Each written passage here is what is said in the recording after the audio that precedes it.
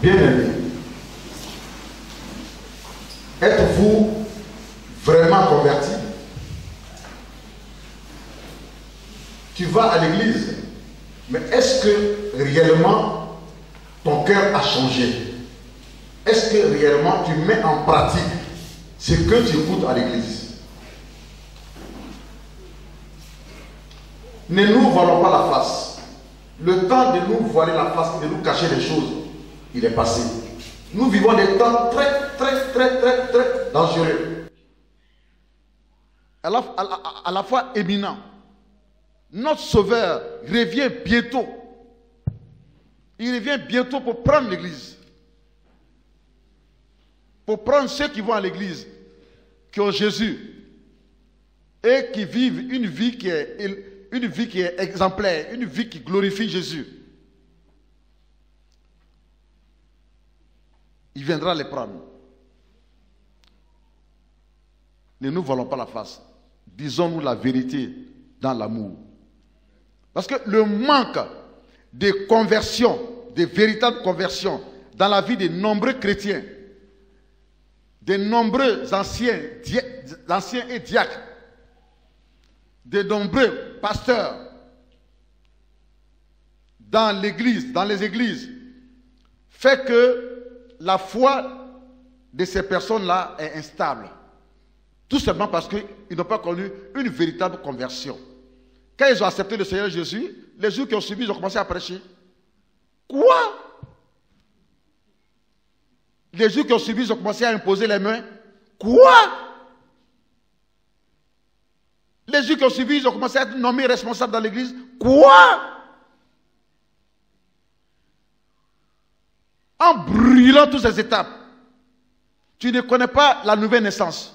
Tu n'as pas été à l'école de la nouvelle naissance. Tu n'as pas fait même fait les cours de baptême, les cours de nouveau, les cours d'encadrement, dans lesquels tu vas connaître la régénération, dans laquelle tu vas connaître la véritable conversion. Et puis déjà, tu es un patron dans l'église. Mais n'en sois pas étonné si ta vie est bancale, si ta vie est instable. Ton foyer ne ressemble pas au foyer d'un chrétien. Un foyer de palabres, d'infidélité, d'adultère. Monsieur le responsable, es-tu réellement bien converti? Pasteur, quand tu prêches, tu ne fais que sourire aux jeunes filles, aux femmes qui sont bien habillées dans l'église. Est-ce que tu es réellement converti? C'est ça le ministère pastoral là. Tu prêches Jésus, au lieu que tes pensées soient en connexion avec Jésus, toi tes pensées sont sur une femme. Est-ce qu'elle est venue aujourd'hui? Est-ce qu'elle n'est pas venue aujourd'hui? Si elle est là, c'est elle que tu vas passer de temps pendant que tu prêches à admirer. À cause d'elle, tu vas sauter à droite, tu vas sauter à gauche, tu vas crier Alléluia, Alléluia, Amen, Alléluia. Oh Jésus est Seigneur. Parce que ton cœur là, ça se réjouit parce que la femme que tu convoites, avec laquelle tu es dans le péché, elle est là. Et tu bluffes à cause d'elle. Ne nous voilons pas la face. Nous sommes dans des faits réels. Prêcher, c'est une autre. C'est vrai. C'est bien beau. Mais la réalité, elle est là. La réalité est là. Tu es pasteur pour séduire les femmes. Mais comment l'œuvre que tu fais va aller en avant? Comment il va avoir des offrandes? Comment est-ce qu'il va avoir une croissance? Comment est-ce que ça va aller à l'avant? Comment il va avoir une croissance spirituelle? Comment il va avoir une croissance numérique? Comment?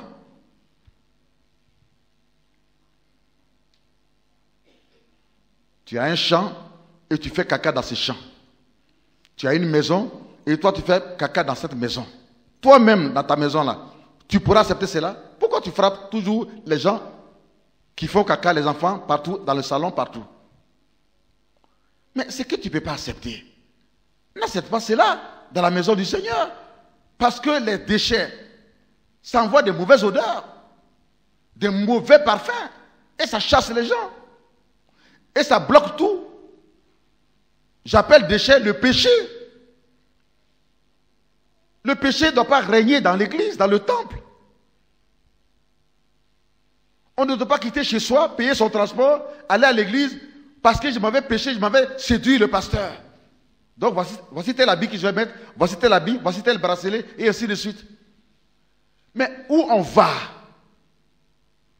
Les pasteurs sont devenus des conducteurs aveugles, les chrétiens sont plus aveuglés que tout, et le pasteur lui-même qui dit qu'il conduit les aveugles, lui-même il est aveugle. Lui-même il est aveugle. Oubliant que Jésus dit que celui qui détruira mon temple, je le détruirai moi aussi. Et vous pensez que vous êtes beau? Oh, vous êtes tellement beau que aucune fille ne résiste devant de vous. Vous n'êtes pas rempli de beauté, vous êtes rempli de péché. C'est ça, c'est le péché là qui est la beauté, pasteur. Où que tu sois. Tu es au Canada, tu es au Japon, tu es en Côte d'Ivoire, tu es en France, où que tu sois. Ce message est suivi en direct par beaucoup de personnes sur Facebook, en direct, dans différents pays. C'est un message apostolique. C'est un message apostolique. Es-tu réellement converti? Es-tu réellement converti? Donc pour vous, quand un pasteur s'habille en tout blanc aujourd'hui, oh, le Saint-Esprit, oh, il va se glorifier ainsi de suite. Alléluia, amen. Mais attendez, quand vous dites le Saint-Esprit, vous dites bien saint. Saint. Donc tu dois te sanctifier aussi alors. Parce qu'il est saint. Saint-Esprit. Saint-Esprit de Dieu. Il est saint. Et donc toi, ton corps est souillé, tu es rempli de péchés, tu te bluffes, tu te glorifies dans ça. Tu ne presses même pas bien ton message. Tu es pressé de prêcher rapidement parce que tu vas aller dans ton bureau recevoir, comment dirais-je, les filles. Tu n'es pas profond dans ce que tu fais, dans ton ministère. Comment veux-tu que Dieu te paye? Comment veux-tu que Dieu te paye? Qui bénisse ton église? Comment veux-tu? Ça n'ira pas dans ton église. Parce que ça ne va pas dans ta vie spirituelle.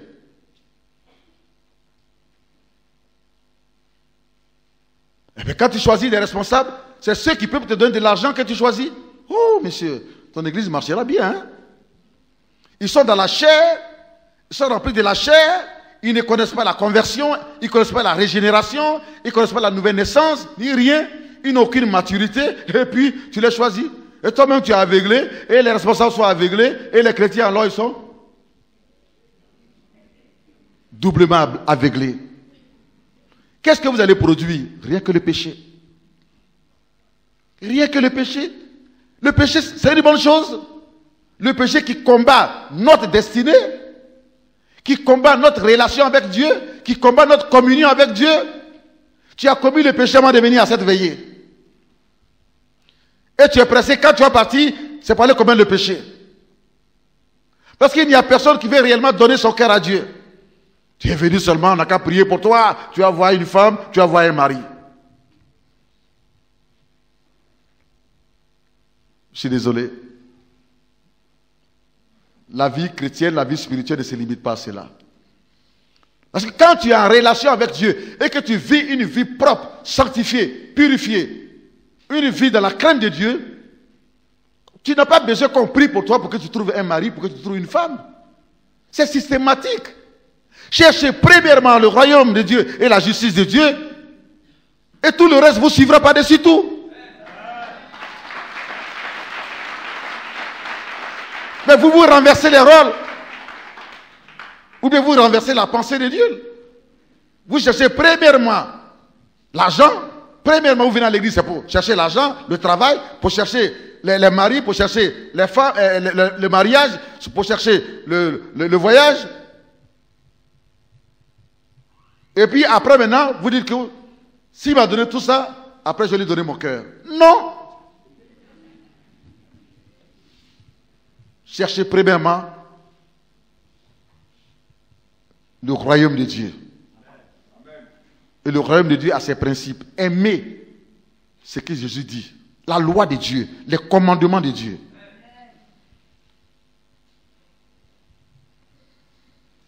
C'est ce qui nous différencie, les gens du monde.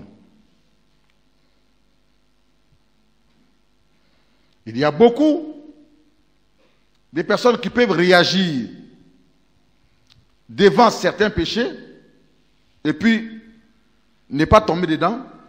Mais il y a peut-être 1, 2 ou 3 péchés dans ta vie qui règnent. Et tu t'amuses avec ça. Au lieu d'aller te confesser. Quand tu vas, tu dis que oui, j'ai telle maladie. Tu oublies que c'est ce péché-là qui t'envoie cette maladie. Toi, c'est la maladie seulement que tu dis. Tu ne dis pas le péché dans lequel tu es. Tu es esclave d'un certain péché. Il y a un péché, il y a 2 ou il y a 3 qui te dominent. Ça veut dire que ça règne dans ta vie, ça te tient. Le péché là règne. Quand il règne, quand on dit règne, ça veut dire qu'il est roi en toi. Et toi, tu es quoi? Tu es l'esclave. Et ça te traîne où ça veut. Ça te traîne partout. Comme un esclave n'a pas de volonté devant son maître, le péché est le maître. Toi, tu n'as pas de volonté, tu ne peux pas refuser. Tu es faible devant ces péchés-là. Tu es faible devant ces péchés-là. Tu es faible, tu es faible. Tu n'as pas de force spirituelle devant ces péchés. Quand ça vient seulement, tu cèdes. Tu cèdes, tu cèdes, tu cèdes, tu cèdes.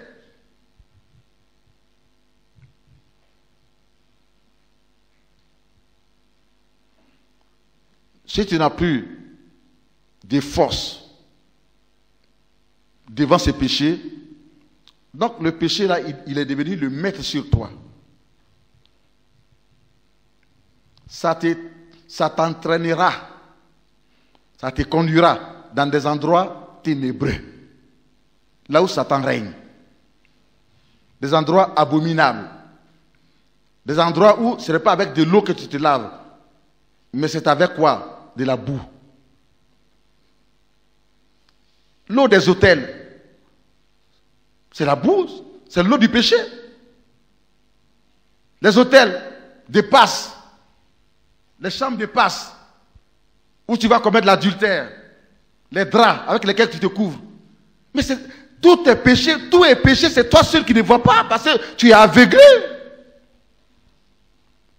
Ton lit conjugal où tu dors avec ta femme, tu vois d'autres femmes là. Mais tu as déjà souillé l'endroit. La lumière est partie déjà, c'est fini. C'est l'obscurité.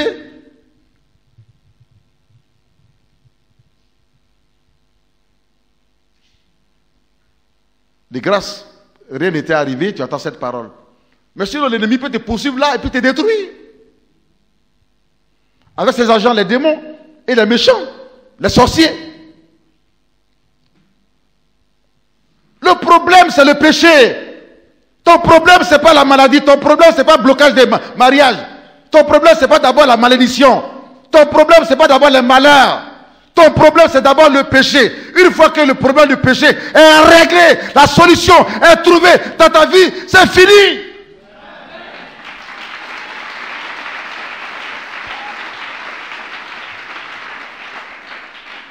Mais tant que le péché sera toujours là, et il régnera en toi, tu tomberas 10 fois. Pendant 10 dimanches, les démons seront chassés, c'est vrai. Mais il y a quelques 2 mois, 3 mois après, ils reviendront. Qui les fera venir? Ton péché. Le péché est maître en toi. Il te conduira dans des endroits de péché. Et chaque fois que tu commettras ce péché, tu commettras ces péchés, les démons reviendront et ils reviendront en grand nombre. Les maladies reviendront. Les difficultés reviendront. Vous empêchez les pasteurs de prêcher contre le péché. Et c'est vous qui régnez parce que vous aimez tellement le péché. Vous vous battez à cause du péché. Vous faites des jalousies, des rivalités à cause du péché. L'homme, ce n'est pas ton mari. Vous vous battez. Mais est-ce que ça va? On se bat pour des bonnes choses. Mais on ne peut pas se battre pour des choses abominables. Si c'était bon, tu n'en es pas caché. Si tu te caches pour commettre l'impudicité et l'adultère, c'est parce que tu sais pertinemment que c'est un péché, que Dieu n'aime pas ça. Mais alors, mais pourquoi est-ce que vous empêchez les pasteurs de prêcher aujourd'hui dans les églises contre le péché? Vous voulez qu'ils sautent par-dessus tout? On a toujours dit que c'est Satan, toujours dit que c'est démon, toujours dit que ce sont les méchants, toujours dit que c'est les malédictions ancestrales, les malédictions familiales.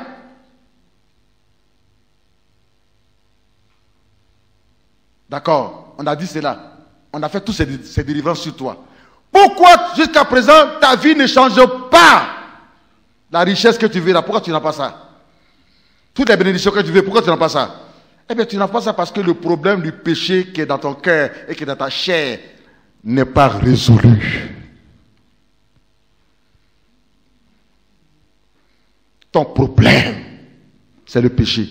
Dieu, il n'exauce pas le péché, il ne bénit pas le péché. Ésaïe 59, verset 1 jusqu'au verset 3, il nous dit que mais quand tu commences à prier, toi qui vis dans le péché, mais c'est comme si tu mets une barrière entre toi et puis Dieu. Tu dis que tu pries pour chercher bénédiction, alors que non, tu viens de commettre beaucoup de péchés déjà. Tu as déjà mis des barrières qui vont empêcher Dieu de t'écouter. Et tu dis que Dieu, il est devenu sourd. Qu'il n'écoute plus tes prières, il ne t'exauce plus. Mais quand est-ce que tu prendras ton pouce au lieu d'accuser les hommes, c'est les hommes qui sont à la base. C'est les hommes qui sont à la base. Toi, tu n'es jamais à la base. Tu laisses les hommes, maintenant tu dis c'est Dieu. Dieu. Il dit il est puissant. Pourquoi il ne me change pas? Pourquoi il ne me bénit pas? Mais attendez. Dieu est un Dieu de loi et de principes. C'est un Dieu de loi et de principes. Marche dans ses principes, marche dans ses lois, obéis à ses commandements.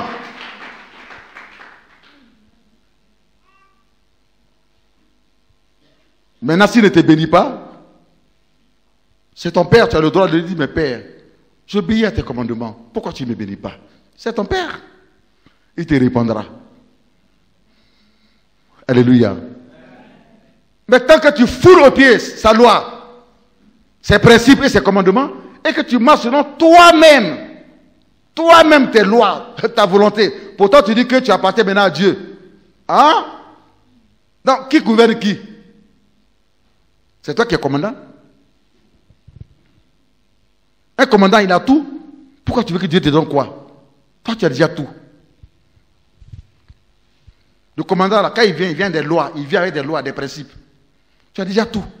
Tu as tes propres lois. Quand on te donne des conseils, celui qui t'a donné des conseils, c'est un problème qu'il a eu. Tu es ton propre commandant. Donc, tu dois avoir tes richesses. Tu dois avoir tes bénédictions. Le commandant, là, il a un royaume. Tu es ton propre roi. Le roi, là, il a ses royaumes. Dieu est le roi du ciel et de la terre. Il est le roi des rois. Il est le roi sur les petits rois que les chrétiens sont. Par conséquent, ces lois doivent nous influencer, nous conduire. Ces principes doivent nous gouverner. On ne vient pas à l'église pour faire ce qu'on veut, mais on fait ce que la parole de Dieu nous demande de faire.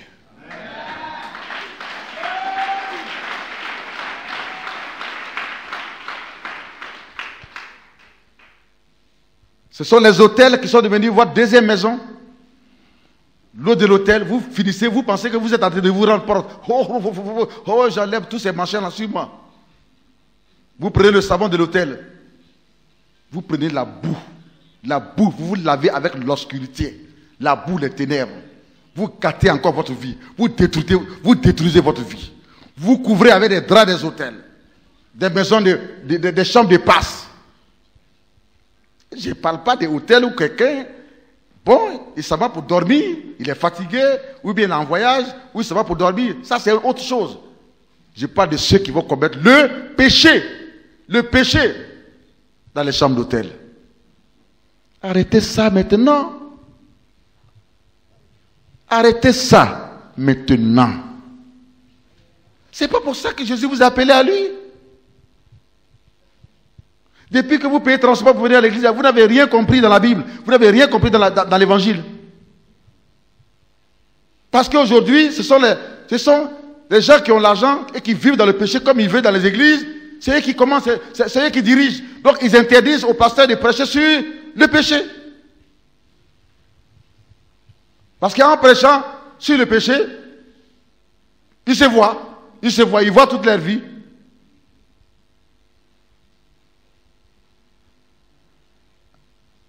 Affaire de Dieu là, ça ne marche pas comme ça. Hein? Ça ne marche pas comme ça. Hein? Gare à toi. Parce que si tu te révoltes contre Dieu parce qu'on prêche contre le péché, Dieu peut enlever ton souffle de vie la nuit. Dieu, le souffle de vie que tu as, et puis tu dis que tu as l'argent, et puis tu veux commander l'église, Dieu peut t'arracher ça la nuit. Il s'agit de Dieu.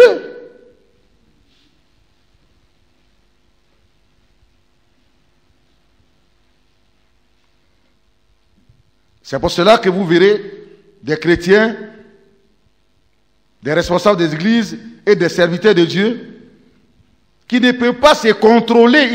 Ils ne peuvent pas se contrôler devant le péché de la sexualité. Ils tremblent. Ils ont envie de commettre vite. Devant le péché de la colère. L'église où on devait trouver la paix aujourd'hui. Non, mais ce sont les chrétiens, les pasteurs et autres qui sont pris arrogants, prêts à se battre, prêts à s'insulter,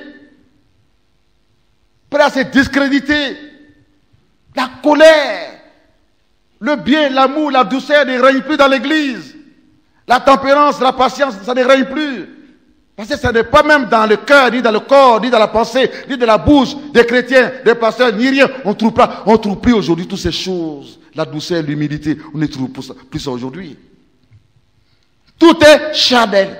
Charnel, l'impatience. Dieu, donne-moi. Pourquoi tu as retardé? Dieu, donne-moi. Pasteur, prie pour moi. Je suis venu pour que tu pries pour moi. Il n'a même pas fini de manger. Il n'a pas fini de manger des coups de fil. Il n'a pas le temps pour lui. L'intempérance. Prêt à se bagarrer. On injurie les pasteurs. Injurier un homme de Dieu. Mais vous vous maudissez. Vous injurez qui? Un homme de Dieu. Mais vous vous détruisez. Vous le critiquez. Mais vous vous détruisez. À long terme. C'est pas que sur le champ, ça peut se passer sur le champ, mais Dieu peut te donner un temps de repentance. Si tu ne répands pas, tu paieras cela à long terme. Soit tes chiffres, soit sur tes enfants, soit sur ta famille, soit sur ta descendance. Tu seras rejeté par Dieu, maudit, frappé par la lèpre spirituelle qui est la malédiction de Dieu. Tu as frappé les gens jusqu'à maintenant, ce sont les hommes de Dieu que tu viens injurier et frapper. Est-ce qu'au moins les actes que nous posons, est-ce que nous réfléchissons à cela? Ou bien, est-ce qu'après avoir posé cela, est-ce que tu vois les conséquences? Ou bien avant de les poser, est-ce que tu réfléchis un peu aux conséquences? Et l'église aujourd'hui est devenue un bar. Comme on a dit, bon, là où il y a l'esprit de Dieu, il y a la liberté. Bon, quand le groupe musical joue, personne ne chante dans l'église. Il y a des musiciens qui sont là, eux aussi vivent dans le péché. Ils vivent dans le péché, sont fourrés, bourrés dans le péché.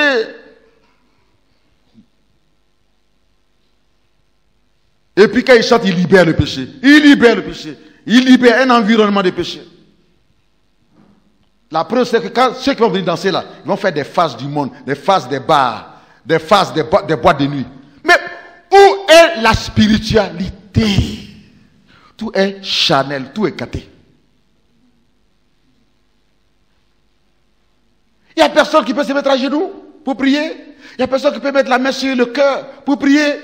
Il n'y a personne qui peut se prosterner. Tout est debout. Mais quand tu es debout, tu n'entends rien. C'est quand tu es assis, tu es à genoux, que tu entends ce qu'on te dit. Tout est brou.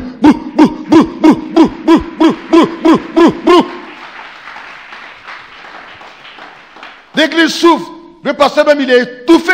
Il est essoufflé, il ne sait plus comment faire. Quel message il va prêcher, il ne sait plus. Il a tout prêché, mais rien ne change.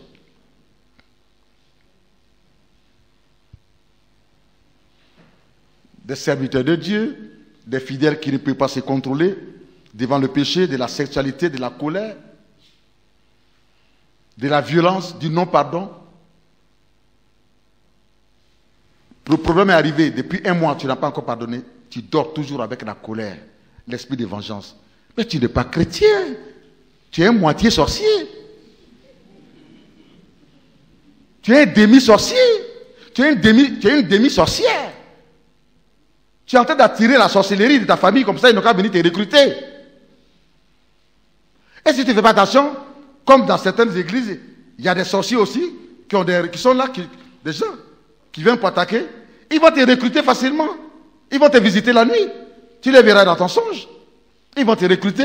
Ils vont commencer à t'apprendre comment est-ce qu'il faut avoir des ailes, comment est-ce qu'il faut voler et commencer à manger et manger. Quand tu commences à manger plusieurs fois la nourriture, c'est fini, ils t'ont envoûté. Ils sont en train de t'introduire, de te transférer la méchanceté et la sorcellerie. Tu es chrétien, tu ne pardonnes pas depuis un mois. Pour certains, ça fait 1 an. Pour d'autres, 2 ans. Pour d'autres, ça fait 5 ans. Ils n'ont pas encore pardonné. Mais tu es chrétien comme cela. Mais si Christ ne t'avait pas pardonné, tu allais partir à l'église? Tu allais devenir ce que tu es si on ne t'avait pas pardonné. Et avec tout le péché dans lequel tu vis, si d'autres personnes sur la terre ne t'ont pas pardonné, est-ce que toi tu allais respirer?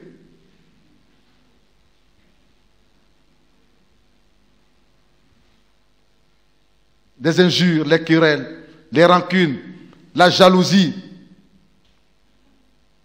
l'ivrognerie, la convoitise. Il y en a qui sont saoulés avant de venir à cette veillée. Il y en a qui ont bu, qui sont saoulés avant de venir à cette veillée. Parce qu'ils prennent l'église comme une boîte de nuit. Là, quand ils ont bu, là, ils vont sortir toutes les phases pour danser comme ils veulent. Le groupe musical est dans le péché.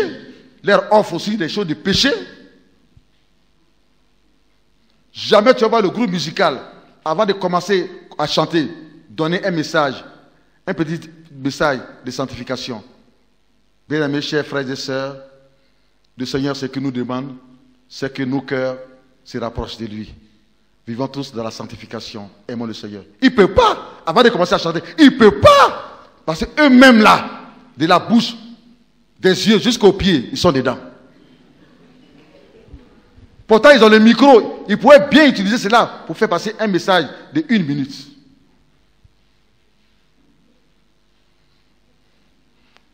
Et le premier à s'offrir les choses, c'est la jeunesse. Parce que la jeunesse sont là. Les fils et les garçons se couchent entre eux. Ils se couchent seulement, entre eux.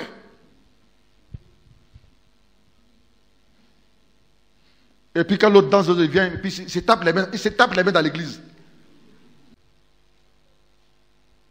Arrêtons de souiller notre corps. Parce que c'est le temple de Dieu. Romains 1, verset 32. 1 Jean 1, verset 9. Romains 1, verset 26 à 27. 1 Jean 1, verset 10. Romains 1, verset 28 à 31.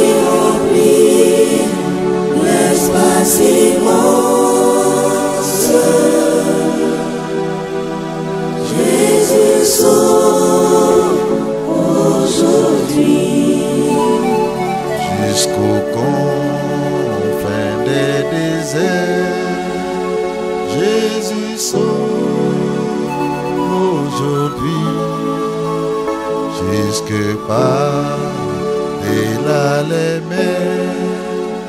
Jésus sauve.